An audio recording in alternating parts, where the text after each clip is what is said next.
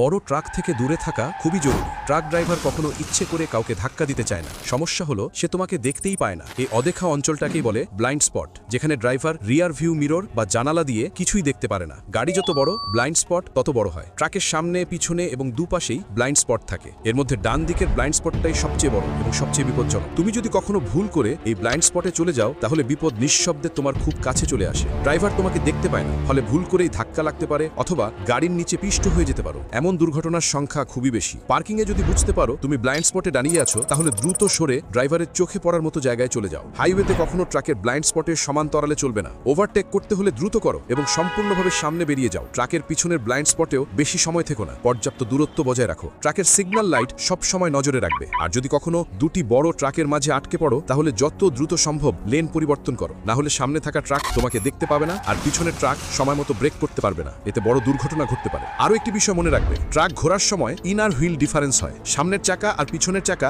আলাদা ট্র্যাকে চলে। ট্রাক যত লম্বা, এই পার্থক্য তত বেশি। এই এলাকাটিও একটি ডেঞ্জার জোন। সেখানে পড়লে ট্রাকের নিচে পিষ্ট হয়ে যেতে পারো। ড্রাইভার টেরও পাবে না। সব নিয়ম মুখস্থ করার দরকার নেই। শুধু একটি কথা মনে রাখো, বড় ট্রাক থেকে দূরে থাকো। এটাই নিরাপত্তার প্রথম নিয়ম। Safety first. স্মার্ট ড্রাইভিং আপনার জীবন বাঁচাতে পারে। যদি আপনি নিজের জীবনের মূল্য দেন, এই ভিডিওটি লাইক করুন।